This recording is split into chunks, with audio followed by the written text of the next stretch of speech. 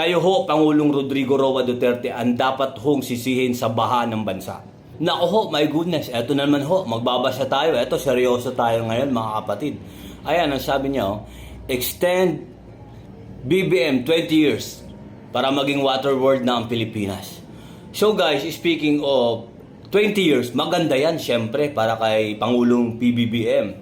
And then eto sinasabi niyong water world, yan yung baha di ba? So ito yung topic natin dito is about baha, so yung flood control.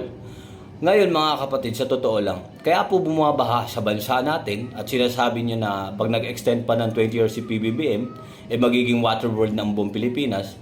Actually talaga yung baha, hindi naman talaga si PBBM ang dapat niyong sisihin dyan. Nagsimula ho kasi ang pagbaha ho kay Pangulong Duterte. Yan po ang totoo. Yan po ang gusto ko sabihin sa inyo. At sana maniwala kayo. Nagsimula ho ang baha dahil kay Pangulong Rodrigo Roa Duterte. Kung tinatawag ng iba na Tatay Diggs. Sa'yo nagmula ang baha, Pangulong Duterte. Kung ikaw may nakikinig ngayon, wala hong dapat ibang sisihin sa pagbaha ng ating bansa. Kundi kayo ho, hindi ho si PBBM, kundi si PRRD. Kayo ho, Pangulong Rodrigo Roa Duterte, ang dapat hong sisihin sa baha ng bansa. Dahil po sa war on drugs. Nandahil ho sa war on drugs po, nagsimula na ang baha. Kasi ho, sa sobrang takot ng bansa, lalo na yung mga kida, hindi lang ho ang mga kida ang tumigil sa paghigop.